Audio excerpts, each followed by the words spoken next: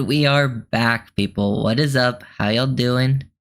Another stream, training camp practice 15, I believe, and gonna go over some notes, look at, scroll through some of Twitter, seeing all the updates, things like that. A lot of other things to go through. I didn't do yesterday, so we might even, talk about some of the yesterday practice. I think the most recent thing that I didn't talk about the Tart release, so we can talk about that.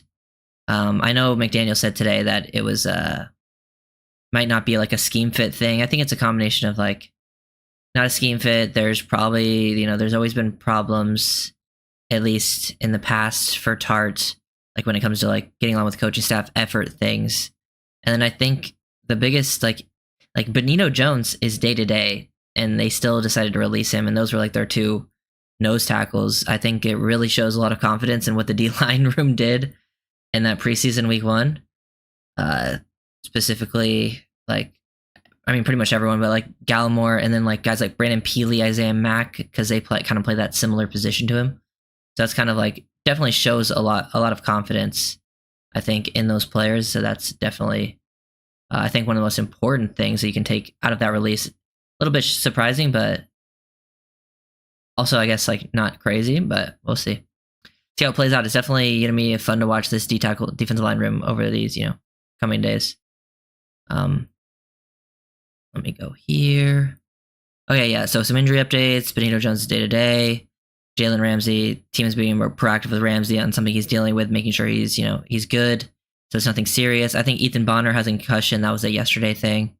They also talked about Isaiah Wynn for the first time. Didn't get too much on Isaiah Wynn. He's just, he said it was lower extremity related. So he didn't give too many details on how serious it is, but it seems like he might not be ready for the start of the season. But if he does miss the start of the season, it's probably not gonna be too much of time. But hopefully he can come back, because he's definitely needed. McDaniel says some good things about Chop, improving on the things that he did well in college, improving on things he's never done. He's talked positively about the draft class that are, talked about how they're all very, very hard workers. Jalen Wright being competitive, and then we'll get into some of these practice updates. Julian Hill, orange jersey player. Julian Hill, definitely want to talk about Julian Hill and just the tight end room. It feels like Julian Hill's definitely locked up, like one of those spots. It feels like he might even get more work than he got last season, because he was the tight end too last year. I think he's a super physical blocker, probably the best blocker on the team. And it looks like he's getting more and more comfortable as a receiver, because at Campbell in college, he did a lot of receiving work. And sometimes that doesn't always translate to the next level. It usually takes a while for them to develop in that receiving area. So if he can get on the same page with Tua, it looks like he's more explosive. He's obviously a very physical player and can, dominate some people. But it looks like he had another good practice, and he was, the orange jersey player after his practice yesterday. We go here. Boom, boom. You have Julian Hill on the Ox. Let's see. Is this showing? Is it? I'm trying to. Okay, I have this new thing where I can click on comments and they show up on the stream. Is it showing or no? Because I don't think it is. But it's like I figured out half the battle, but still can't figure it out. Okay. Yeah, with Tart, I think there's always been the talk about Tart is, the effort, not getting along with coaches. McDaniel said he wasn't a scheme fit. And I think it was just how good the other defensive linemen played in the preseason. Like, all the other defensive linemen that played so well. So I think that gave him confidence to feel like, hey, we want to keep some of these guys on the rush spot. And that's the direction they went. When we'll start season on IL, I guess he hasn't even been in the building from what I heard. No way they can be ready for start of season. Yeah, I'm guessing that's going to be the case. At least that's what it feels like.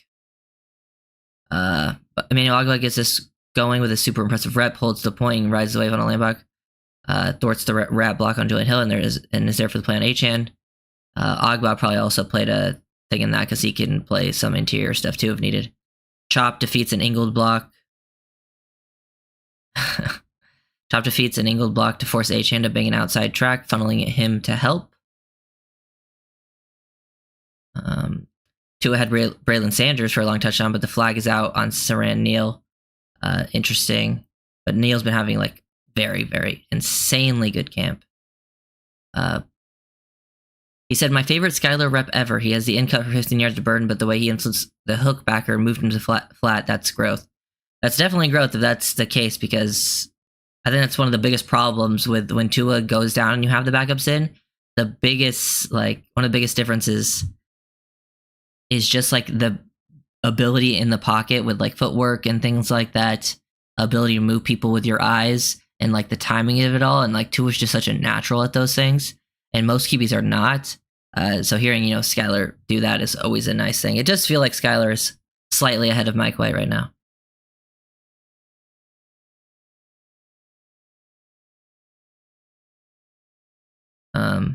I mean, we would have to trade with the Patriots to get Judon.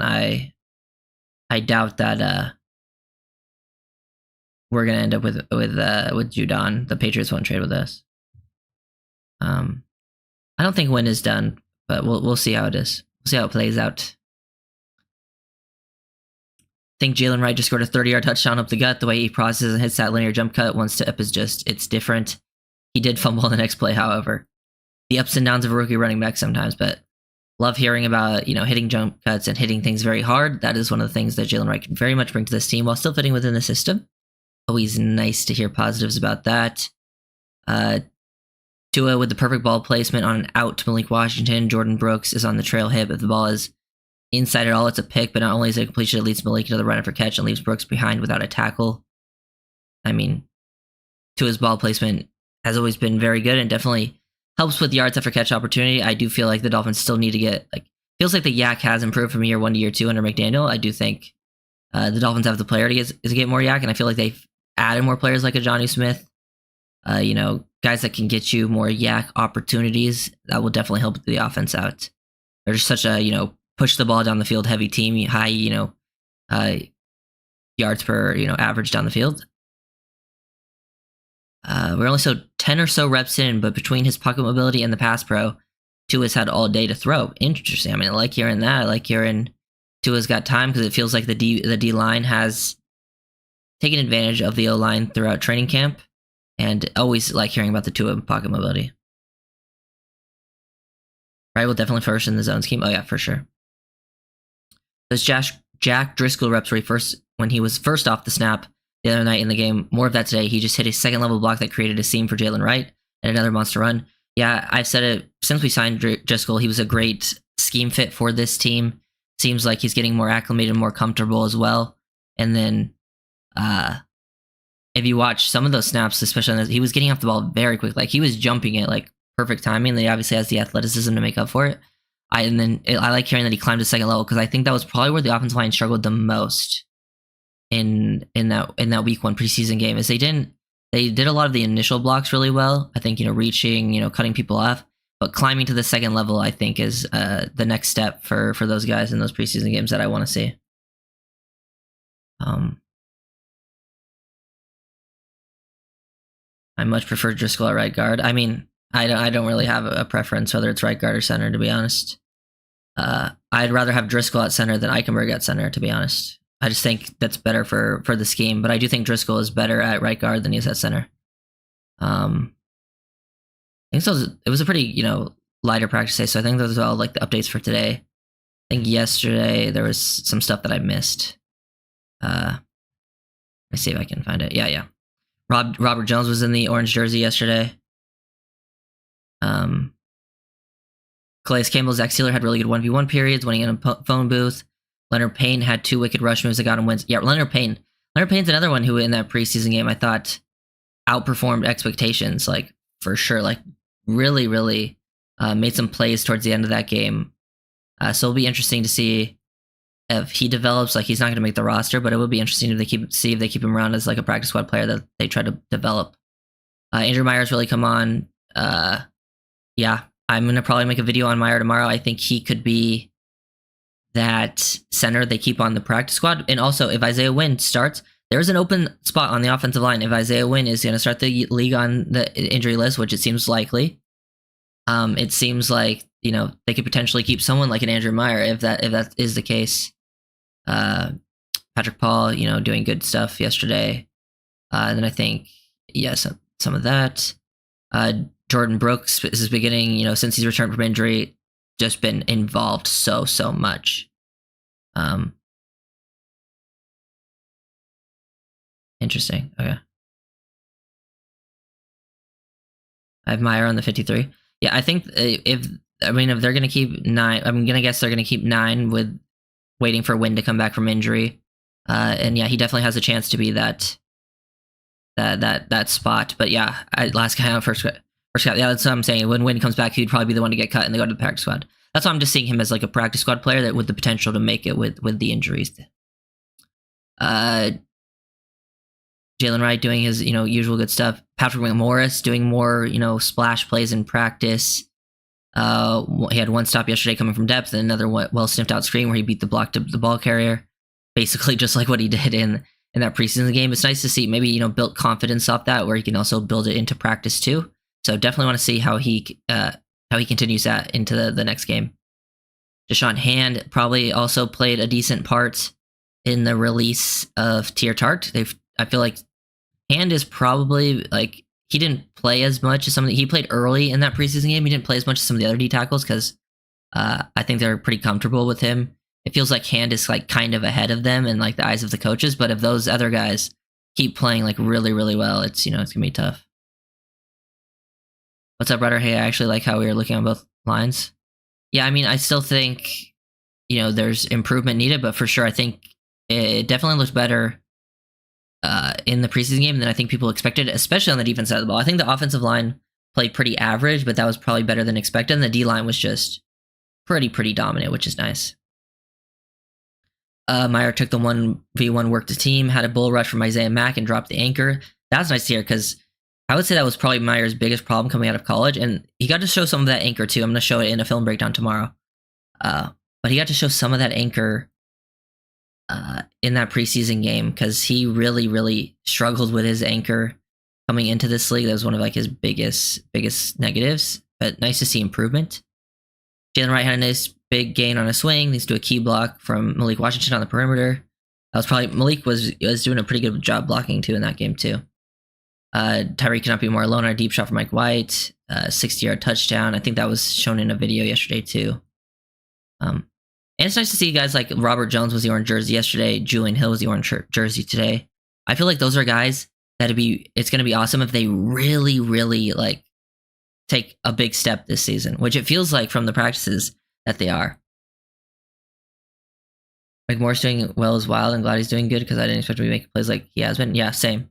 Is Marcus May washed? He might be a little bit washed. And honestly, I'm at this point, I wouldn't be surprised if we keep 11 DBs and Marcus May still would be the one out, you know? I wouldn't be surprised if they kept like Elijah Campbell, Nick Needham, and McMorris over him.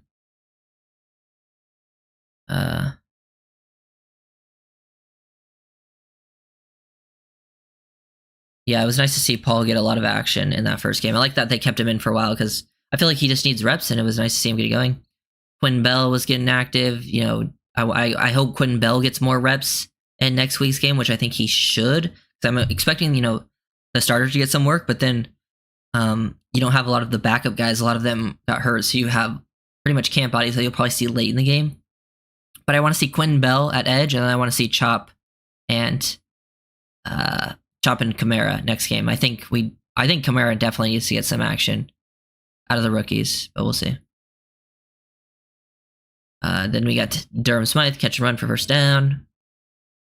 Pretty, you know, normal stuff happening there. The pendulum swing this camp has been insane. Almost every other day, David Long and Duke Riley shoot their gaps and get a run stuff on HN. Knights bounce back from the previous starts where HN found a crease and hit the second level with a full head of steam.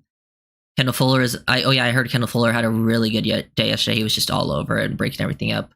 I have pretty high confidence in Fuller as that second corner. I think he'll be an upgrade compared to last season. Let's see. Skyler hitting Malik Washington for a gain of 20. Had all day to throw. Patrick Paul held up. I don't know. It's one of the new linebackers' names, and then I don't know how to say his last name, so I'm not even gonna try. One of the camp body guys that they literally signed the other day. Not Wyatt Ray. After missing Smythe High to his back-to-back completions to Tyreek and Craycraft, and then again Jordan Brooks reads and jumps it but couldn't finish for a pick. Seems like Brooks is doing a much better job of carrying. I think that's where like he changes this team a lot, is his ability in coverage and like to carry things, open up. Like he can spot drop too, where the QB's eyes come downhill. You cover a lot of ground, but it's a lot of nice stuff. Did our interior D-line such interior look good because the Falcons are ass? I mean, that could always play a part, but you got to think like it was our roster bubble guys going against their roster bubble guys. So if like our roster bubble guys were looking that much better, then I think that's a good sign for how at least filled depth wise you are. Yeah, definitely need Brewer back. I think him staying in a center just really helps all around, because then you don't have to move those guys around that you don't want playing center, because we don't really have any true centers on the roster other than Andrew Myers, like a center only type guy, but he'll probably be on the practice squad. Blaise Campbell was a menace yesterday. See, Braylon Sanders had a nice grab, but it seems like he's been very up and down recently with some crazy catches and then some very bad drops. Duke Riley comes clean for immediate TFL. I've been saying it just feels like they're going to keep Riley as the off-ball linebacker. I still think it can change, but just guessing what the coaching staff is going to do, my guess would be Riley. Things we have to see. Johnny Smith was the personal escort on the perimeter for Jalen Wright. Let's see. Oh, yeah, I also had this. I missed this one. This one from some 2 days ago, but I recorded before they posted this. It was just like a dime to Johnny Smith in the end zone. This was nice to see because I don't think the Dolphins tight ends scored at all last year. The touch put on this was really good. Really just floated up right over Needham. Great ball placement, layering, and nice to see, tight ends getting involved in the red zone would definitely have been a nice help over the last year. Riders, what's your opinion on Curtis Bolton? Good depth. I don't think he makes the team, but I do think he had a good game. But I need to see more continued stuff like that before I really have a strong opinion on Bolton, because I think he was flying around the field getting involved in the running game, but I just don't know if he is athletic enough or good enough in coverage to be like an actual player in this league. So maybe he could be on this practice squad, but who knows how it plays out. I think he has to have more games like that in the preseason. Let's see. Yeah, Teron Armstead's been back and working. They had Jonnu Smith had a 10-yard touchdown run. They're getting him involved in the running game, and Jonnu Smith has experience being used on run plays, so like seeing McDaniel and his creativity go to work there. Fuller with more plays. Tua did a Houdini act as a scrambler, pulls up the ball over the rusher on a sidestep. If we get to see those plays, like that one play versus Washington where he sidestepped and then that free rusher and then hit it to Julian Hill over the middle, if we get to see that on a more consistent level, that will help the offense so much. Saran Neal had a really nice day. He was all over Malik Washington on a play. Feels like Neal is obviously going to make the roster and obviously be a great special teamer, but also seems like he's going to get some run on defense this year. It feels like him, Bonner, and Cam Smith are kind of fighting right now. And with Bonner's in concussion protocol, it felt like Bonner was kind of pulling ahead of Cam Smith, but now Bonner's in concussion protocol. This is Cam Smith is back to practice, so the Cam Smith needs to really show out in that preseason game to have a chance to actually see some playing time on the outside if they rotate like Ramsey and stuff inside to be like that corner 4. But also Neal, I think, might get some looks there too. I'd like to see Jay Hill continue to develop and pass Smythe at some point this season. I agree. I 100% agree. I think that would be really exciting to watch. It feels like he's developing as a receiver. I feel like he's getting more and more involved. He just needs to be consistent. If he can do like what Smythe does as a receiver, just being like consistent, I think he can add a little more after the catch, because I think he's a little more athletic. And he also has a little more power to him, and he also has already shown great stuff as a blocker.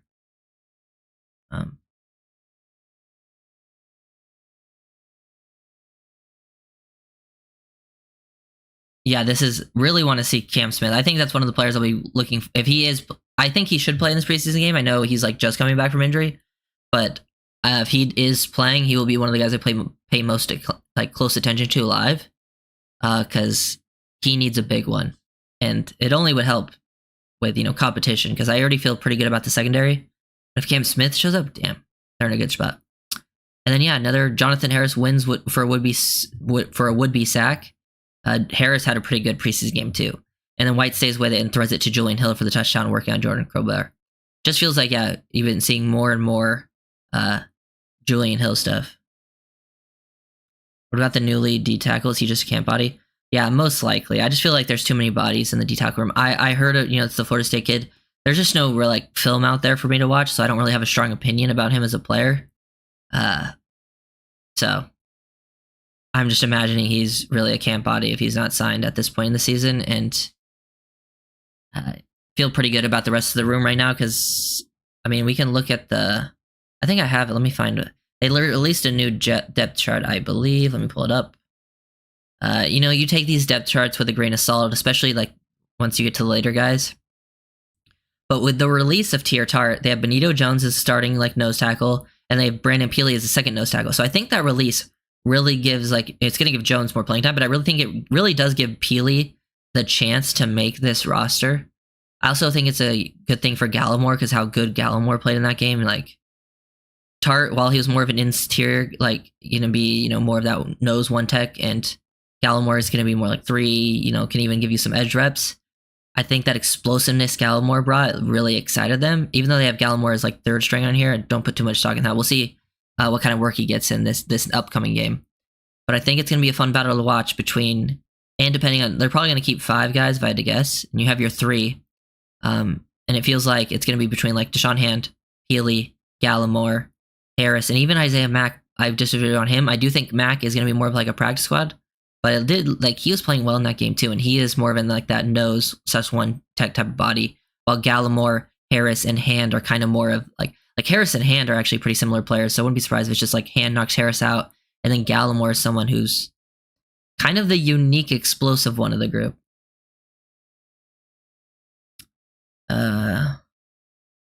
Yeah, I agree with that. Tart was really big. I actually thought he was gonna make the team. Yeah, it was just it was a, what's it called, just a low risk, high reward type move. Like, you didn't spend a lot of time on him. You didn't spend a lot of money. Didn't work out. It's fine. Those things happen. It's what you go for, Right, do you think it's possible we only carry 3 inside linebackers and extra D-tack? I doubt it. Like, I mean, I don't know. I think they'll keep 4. To be honest. And then, because here's the thing with the D-tackle room, I think they feel like they can get a lot of these. I feel like they can get, I mean, there's only so many bodies you keep on the squad, and then also the practice squad. So it's not like they need all of them to make it. I feel like they feel pretty confident that they'll be able to get at least some of those guys on the practice squad.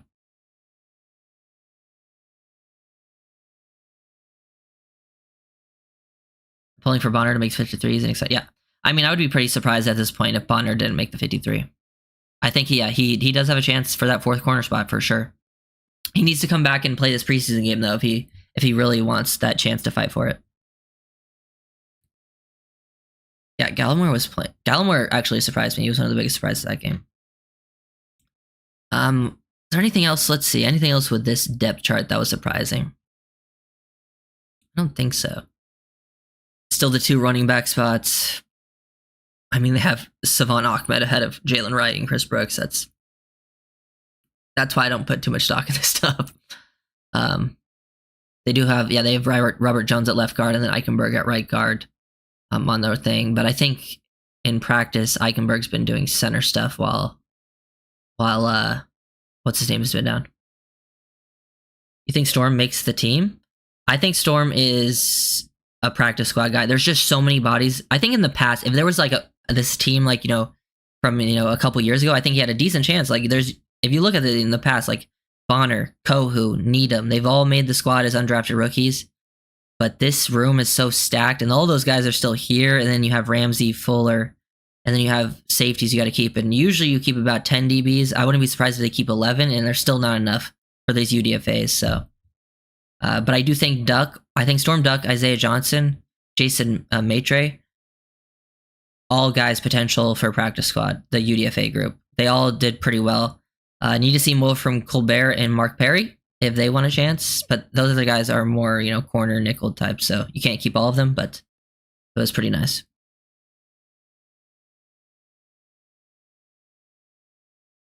Yeah, I agree with the Gallimore thing. Are these comments not popping up? How do I fix that?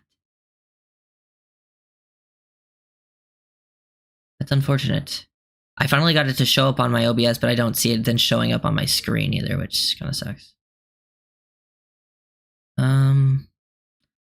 Let's see. Anything else? I think the receiver depth chart doesn't make any sense. They have that thing all around, especially once you get to the later part. Oh yeah, this was from yesterday, I believe. This was the Jonnu Smith reverse stuff. Very interesting because they had Tyreek motion across or shift pre-snap from this spot right here, and then they ran the reverse when Jonnu was in inline tight end. Very interesting to run like a true end around with him inline on the line of scrimmage, hand in the dirt, attached to the offensive line. Don't see that too often. Usually they'll be at least a little bit detached. That's an interesting concept. Trying to see what they do here with. They have Smythe lead block. They shift Tyreek across. Let's see what they do with the running back in the O-line group. So they move this way. He pulls to keep the linebacker's attention. Running back, fake handoff. Okay, so they're selling the counter action. Interesting.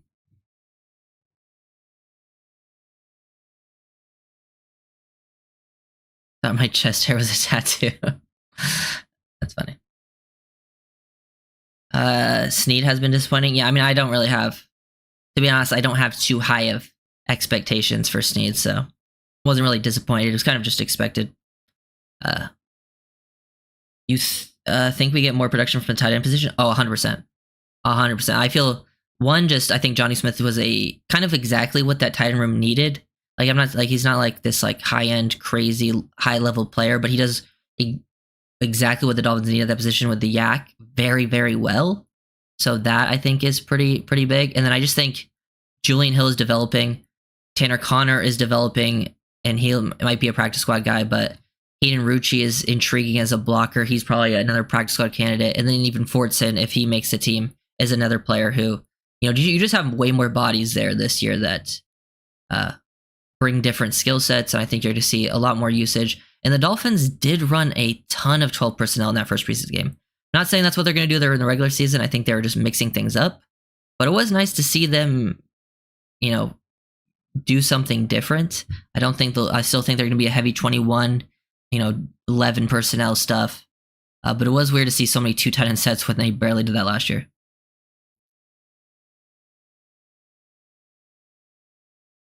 John hopefully becomes a red zone go-to. Yeah. They all wearing the concussion protection. I think everyone at practices wears the concussion stuff, right? Or a lot of people do. I know in the game. I don't know when he got it either, because he might have got it in the game, I guess. But yeah, we'll see. John is a beast in Madden that should translate to the field. That's funny.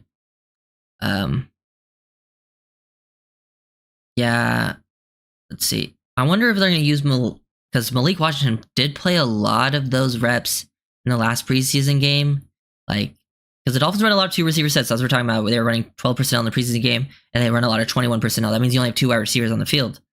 They had Malik Washington, when two wide receiver sets, you're usually not in the slot unless they line a tight end on the outside. They played him a lot on the outside, and I don't think it was his most natural role, but it was nice to see him getting work there. I do think he is mostly a slot threat, which I kind of just want to see them stick him in the slot for a full game so he can kind of show out his full skill set.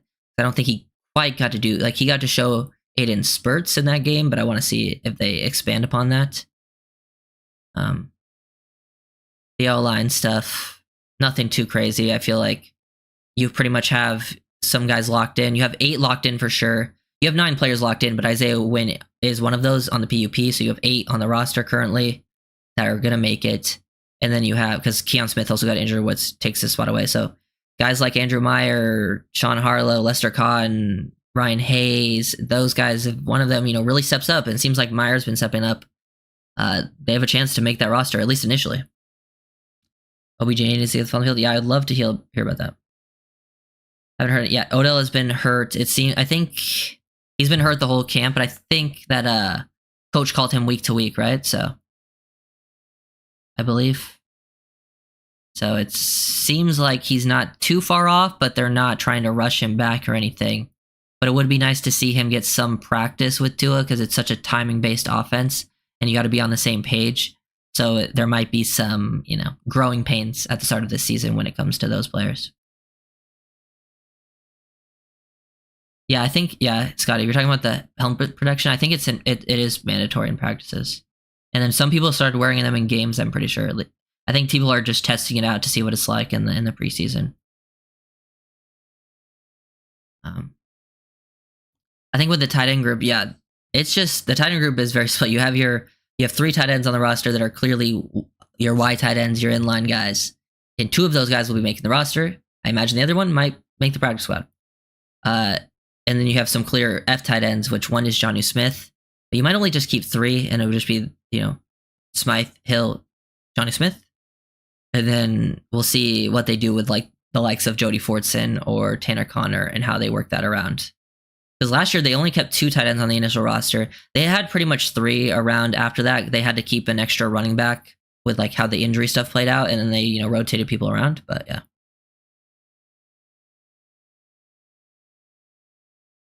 Should have re-signed ABG. Yeah, I agree. Yeah, this is the best Tanner Connor has looked, but we'll see. He's injured right now, which I think was he also week to week? I can't remember the specifics on his. I know Tua said he wanted to play Saturday, so it'll be interesting if McDaniel lets him play or not. I don't know if I want to see him out there. It'd be fun to watch him play, but I just don't know if it's even worth it. Ezukanma, I know Ezukanma's back. He needs, that's him, he's an even bigger one that he needs to be back for his own, his own play to give himself a chance to make the team. Jason Sarney tweeted this out, so shout out to him, but he said this is how they structured their initial group. They had 3 at quarterback, which I imagine that will change. I think they'll go to 2 with the new rules. They had 6 at running back and fullback. I imagine that will also be 1 less. But they had to keep 6 initially. They usually would keep 5, 4 running backs, 1 fullback. 6 receivers, that will stay the same. Tight end was at 2. That will at least go up to 3. Also could even go up to 4. O-line's at 10. Wouldn't be surprised if O-line goes down to 9 this year, because I think they kept 10 initially because they really wanted to keep Keon Smith, and then Keon Smith is injured now. I don't know if they have anyone like that they love like that. They feel it to keep an extra spot. They had 5 D linemen, which I think will be the same. They had 7 linebackers. I think the linebacker one will go up at least to 8, because you have to think of all the edges. It might even be more than that. And then DB at 11 might stay the same. Special teams at 3. And that was just how it was last year. So it'll be interesting to see how those things change.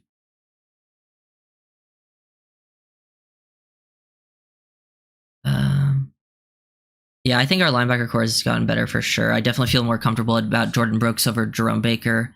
Still have David Long, and I think Anthony Walker is just a for sure upgrade over what you had at linebacker 3. So I think you improved at the starting position and with your first depth player. What is up with White and Thompson? They both look like they have regressed. Honestly, I've not been very confident in either of them since they've really been around, and yeah, there hasn't been any progress for them at all. So hopefully one of them can at least do something. I mean, if they have to play significant time, the Dolphins are screwed anyway. So pretty much how I look at it. I think that's a lot of the main stuff that I wanted to talk about. this.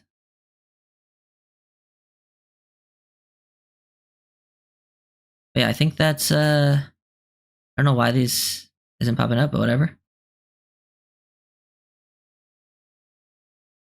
For sure, releasing White Rat. Don't say they say 4 mil video. I don't know the exact number. I think it might be a little under 4 million. If it might be like 3 something. If I don't know, remember off the top of my head, but it's something like that.